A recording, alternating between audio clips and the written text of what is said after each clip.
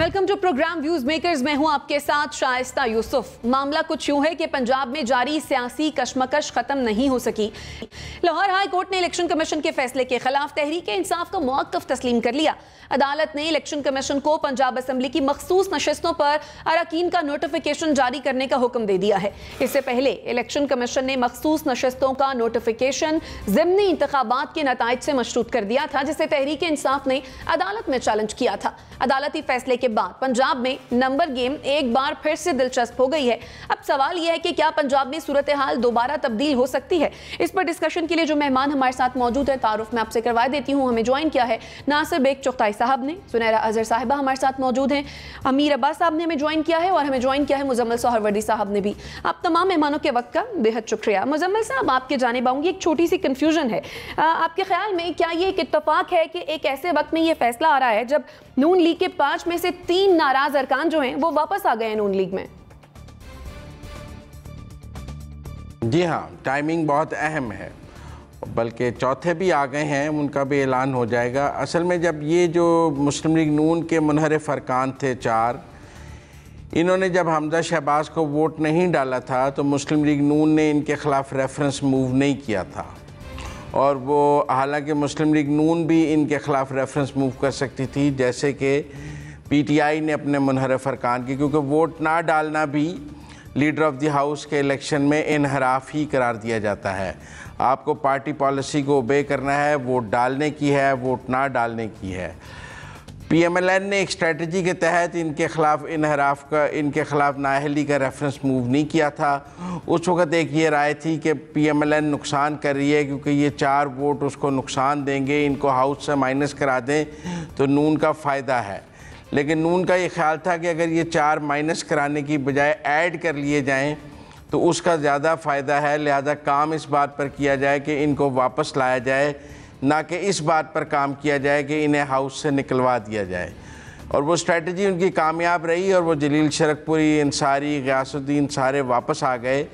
और उसकी वही अक्सरियत है जो आज इन 5 अरकान के नोटिफाई होने के बाद भी हमजा को हासिल रहेगी।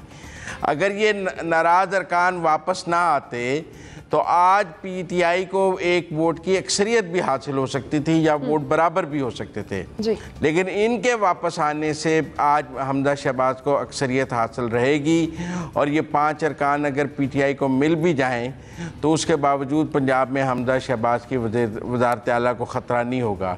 टाइमिंग अहम है, 1 माह पहले नोटिफाई हो जाते तो यकीनन पीटीआई को बहुत फ़ायदा होता, लेकिन उस वक़्त इलेक्शन कमीशन ने नहीं किया, आज हाई कोर्ट ने किया है। तो आज इसका वो नुकसान नहीं है मुस्लिम लीग नून को जो 1 माह पहले होता, क्योंकि 1 माह में उन्होंने खुद को काफ़ी कंसोलिडेट कर लिया है। सही। एनबीसी आने वाले दिनों में भी जो 17 इंतखाबात होने जा रहे हैं, 17 जुलाई को जो 20 सीटों पर इंतखाबात होने जा रहे हैं, पीटीआई को नंबर गेम में 14 सीटें जीतनी ही जीतनी है। तो वो पंजाब का, और अगर मुस्लिम लीग नून 11 या 12 भी जीत लेगी तो मुस्लिम लीग नून का गुजारा है। और अब जो ऑल आइज हैं वो 17 जुलाई पर हैं कि कौन कितनी सीटें जीतता है। ठीक है, आपका पॉइंट आ गया। एनबीसी, आपको क्या लगता है आने वाले दिनों में पंजाब में कोई सरप्राइज आ सकता है इलेक्शन से पहले?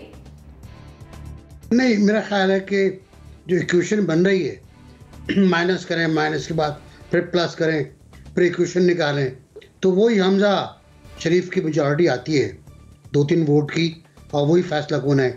मैंने थर्सडे को कहा था कि शरकपुरी वापस आ रहे हैं, उसके बाद उनका बड़ा अच्छा बयान आया कि मैं तो पार्टी से गया ही नहीं था, मैं तो इत्तेमाद का वोट देने आया था, फसाद हो गया असम्बली के अंदर और मुझे धक्के देकर बाहर निकाल दिया गया। तो बड़ा अच्छा बयान, बहुत ज़बरदस्त बयान, जाने के बाद फिर वापसी वाला बयान। और भी आ सकते हैं वापस। हवा के रुख पर लोग चलते हैं, असल में देखते हैं कि हवा का रुख क्या है। तो ये हवा के रुख पे गए थे, फिर वो बदला, वेस्टर्न विंड चलने लगी तो वेस्ट की तरफ वापस आ गए। तो यही सूरत हाल है हमारी सियासत का, तमाशबीनों में घिरी हुई है।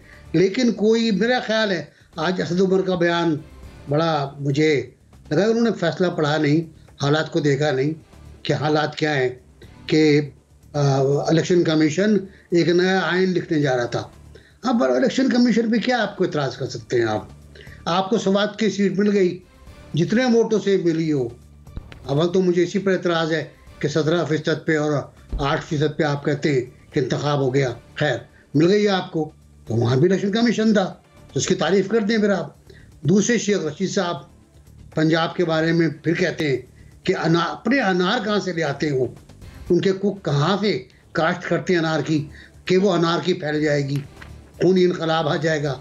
आज सुबह सुबह नाश्ता करके निकल खड़े हुए और इस पूरी सूरत हाल पर उन्होंने कहा अनार की फैल जाएगी। अनार की यार ऐसी थोड़ी काश्त होती है भंग की तरह। छोड़ो खैर, उन बात को आखिर में बात करेंगे। तो मेरा ख्याल है कोई तब्दीली नहीं है और थोड़ा हौसले से काम करना चाहिए। अब तो गवर्नर भी मुस्लिम लीग नून का है। जुनैरा, क्या लगता है कि ज़िमनी इंतखाब के नताइज जो हैं वो ऐसे आ सकते हैं कि मुल्क को नए इंतखाबात की तरफ जाना पड़े?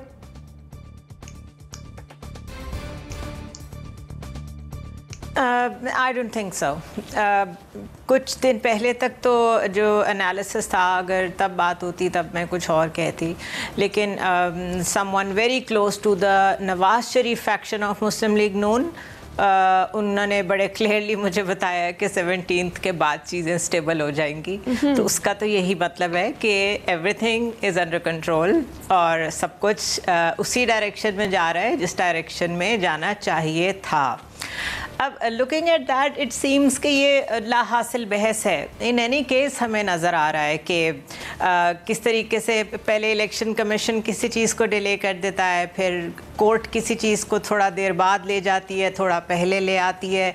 कभी कोई जा रहा है कोर्ट में, कभी कोई जा रहा है इलेक्शन कमीशन में। डिले टैक्टिक्स हैं। एवरीबडी नोज़ कि ये सारा फेस पे है, दिखाने के लिए, लोगों को दिखाने के लिए कि कोई बड़ी पॉलिटिकल एफिलिएशंस डेवलप हो रही हैं। यही एक धक्का एक सियासतदान को पड़ा हो तो वो कहते हैं मैंने आपकी खातिर धक्के खाए हैं, अगर वो उसे सूट कर रहा हो तो। अगर वो उसे सूट ना कर रहा हो, कहते हैं आप लोगों ने तो मुझे धक्के मारे हैं, मैं आपकी पार्टी में कैसे रह सकता हूँ। तो सिचुएशन ये है, इस वक्त सारे अपने इंटरेस्ट को फॉलो कर रहे हैं। तो मुझे तो बहुत ज़्यादा इस वक्त सबसे ज़्यादा फिक्र इस चीज़ की है कि क्या हम इस नहज पे पहुंच गए हैं कि हमें बिल्कुल भी लगता है कि लोगों को समझ नहीं आ रही हम जो कुछ कर रहे हैं। क्या लोग अंधे हैं, बहरे हैं, गूंगे हैं, एजुकेटेड नहीं हैं? अब तो हमारी अनएजुकेटेड क्लास पॉलिटिकली इतनी मोटिवेटेड है और एक्टिविज़म उसमें देखने वाला है कि अगर कोई समझता है कि उनको समझ नहीं आ रही तो बस फिर उसको सलामी देनी चाहिए।